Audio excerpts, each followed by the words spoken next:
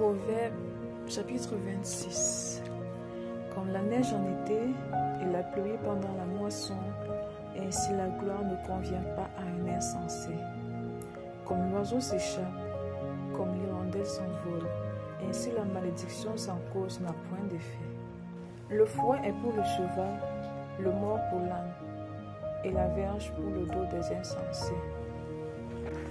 Ne réponds pas à l'insensé selon sa folie, de peur que tu ne lui ressembles toi-même. Réponds à l'insensé selon sa folie, afin qu'il ne se regarde pas comme sage. Il se coupe les pieds et boit l'injustice, celui qui donne des mensonges, celui qui donne des messages à un insensé. Comme les jambes du boiteau sont faibles, ainsi est une sentence dans la bouche des insensés.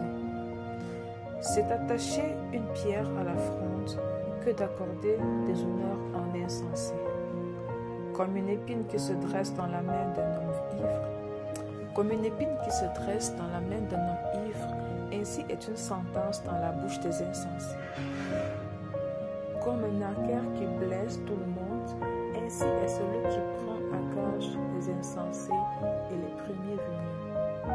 Comme un chien qui retourne à ce qu'il a vomi, ainsi est un insensé qui revient à sa folie. Si tu vois un homme qui se croit sage, il y a plus aspiré d'un insensé que de lui. Le paresseux dit, il y a un lion sur le chemin, il y a un lion dans les rues. La porte tourne sur ses gonds, et le paresseux sur son lit. Le paresseux plonge sa main dans le plat, et il trouve pénible de la ramener à sa bouche. Le paresseux se croit plus sage que cet homme qui répond avec bon sens.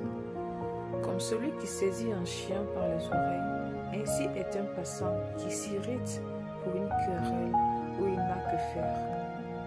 Comme un furieux qui lance des flammes, des flèches et la mort. Ainsi est un homme qui trompe son prochain et qui dit, n'était-ce pas pour plaisanter? Faute de bois, le feu s'éteint. Et quand il n'y a point de rapporteur, la querelle s'apaise. Le charbon produit un brasier et le bois du feu. Ainsi un homme querelleux échauffe une dispute. Ainsi un homme querelleur échauffe une dispute.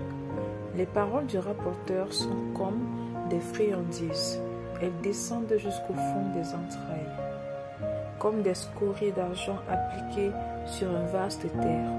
Ainsi sont des lèvres brillantes et un cœur mauvais.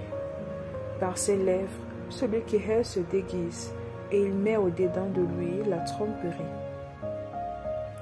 Lorsqu'il prend une voix douce, ne le crois pas, car il y a 7 abominations dans son cœur.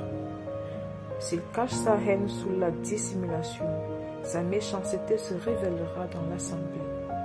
Celui qui creuse une fosse y tombe, et la pierre revient sur celui qui la roule.